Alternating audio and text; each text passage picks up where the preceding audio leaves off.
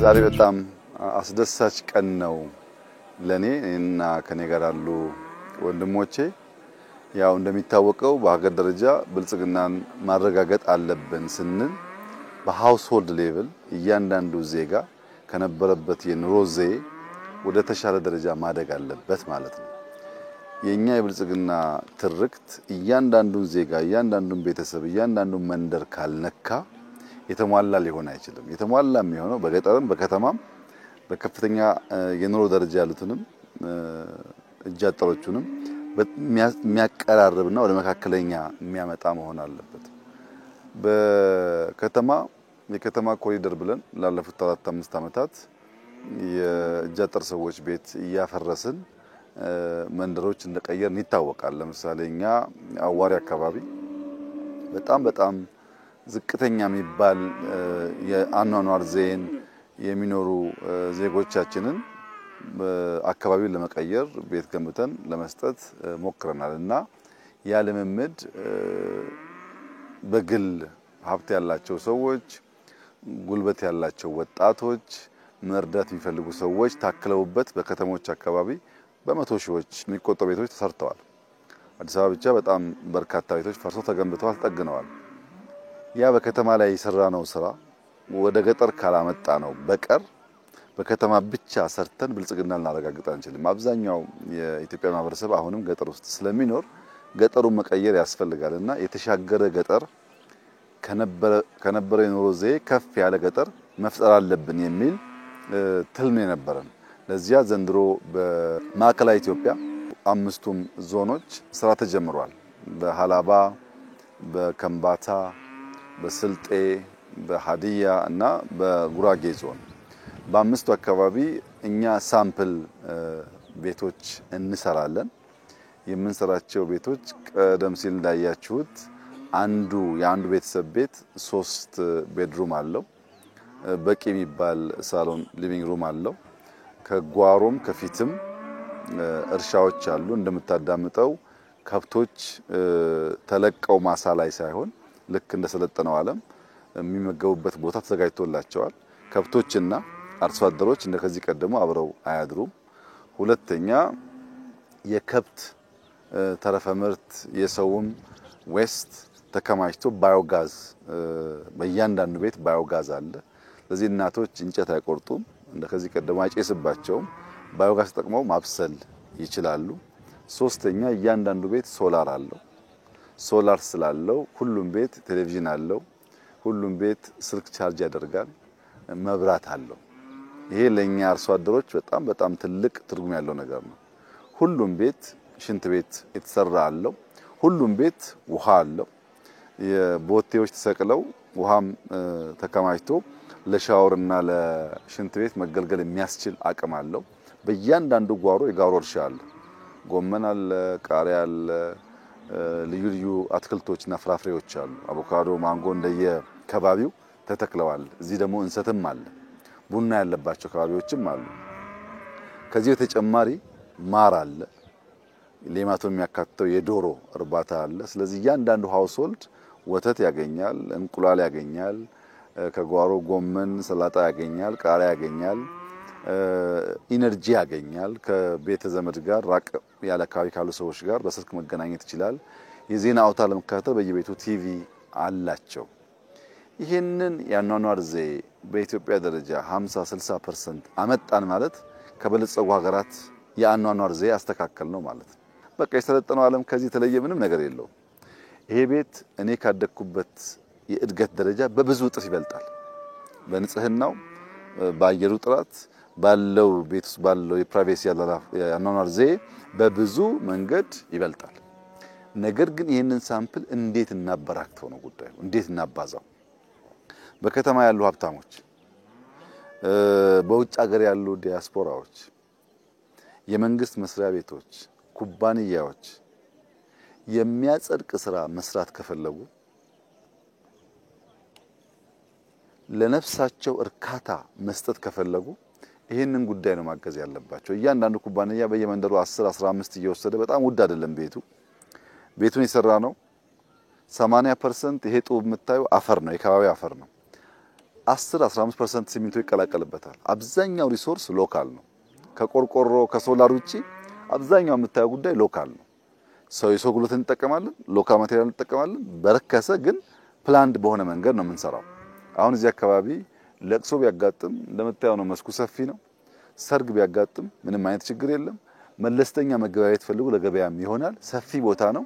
ይሄን ይዘህ ዝም ብለህ ብትሰራ ከሆነ ጊዜ በኋላ መሀል ላይ አስፋልት ማስገባትና በየበረንዳው ፒክአፕ ማየት ነው የሚሆነውና ኩባንያዎች፣ ግለሰቦች፣ ትንሽም ትልቅም ገንዘብ ያላቸው ሰዎች ኢቭን የሚያወርሱ እድሜ ጠገብ ሰዎች ከሚያወርሱት ሀብት አንድ ቤት ሁለት ቤት ላርሶ አደር ለማያውቁትም ሰው ቢሆን እየሰሩ የማለፍን ልምምድ እንደ ሀገር ብናሳድግ በአጭር ጊዜ ውስጥ ይሄን ነገር በጣም ሰፊ ቦታ ማየት ይቻላል።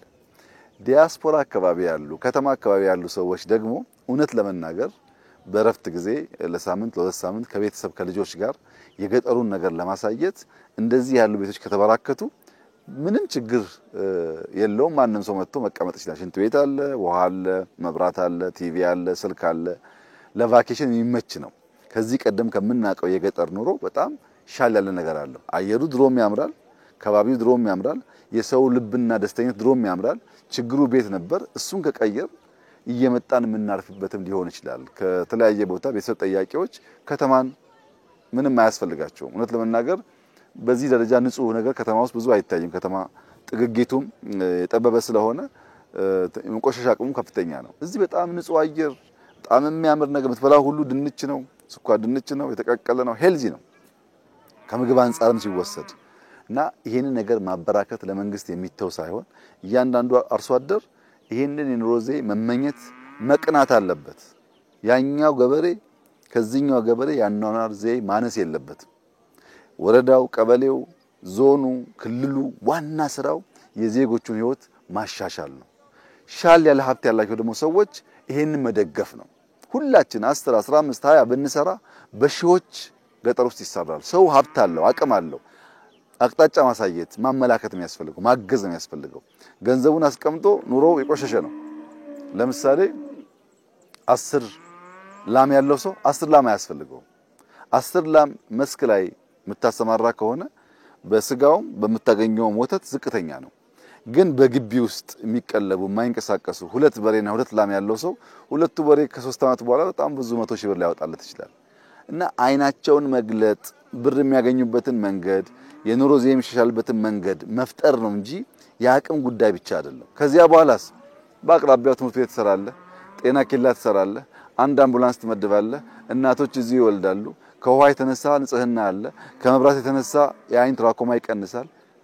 ኢምፓክቱ በጣም ከፍተኛ ነው እና ኢትዮጵያውያን እኔ በጣም ደስ ብሎኛል ዛሬ የኛ አርሶ አደር የራሱ የተለየ ሽንት ቤት ኖሮት ሽንት ቤት ውስጥ ውሃ ማየት፣ ሶላር ማየት፣ በጓሮ የሚበላ ነገር በስፋት ማየት ትልቁ የእርካታ ምንጭ ነውና ተጋግዘን እጃጠር የሆኑ የኛን ሰዎች በመደገፍ ኑሯቸውን እናሻሽል፣ ኑሯቸውን እንቀይር። ያ ሲሆን የኢትዮጵያ ብልጽግና ወደምናስበው ደረጃ ይመጣል።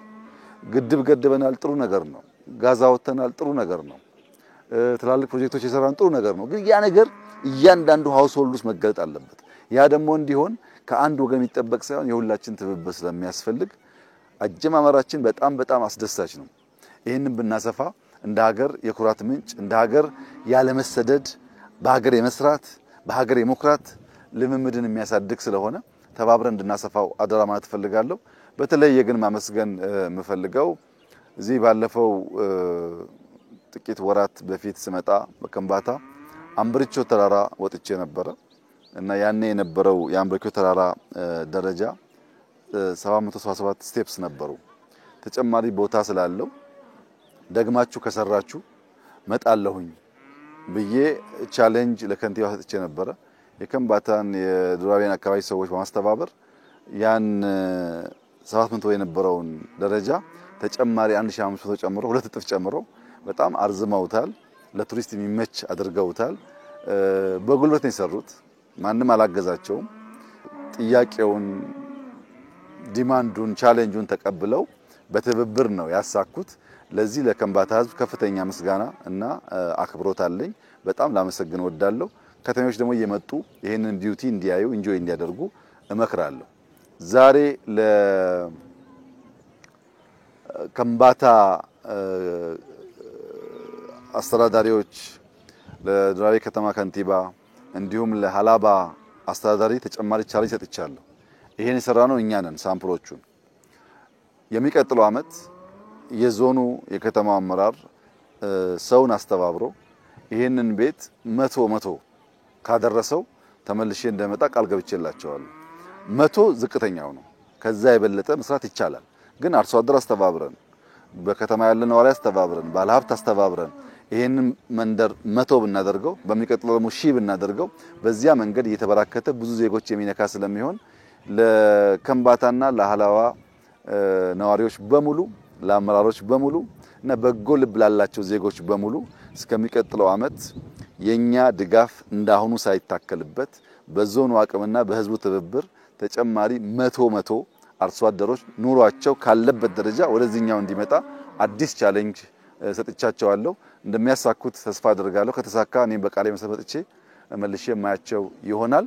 እንበርታ፣ እንስራ።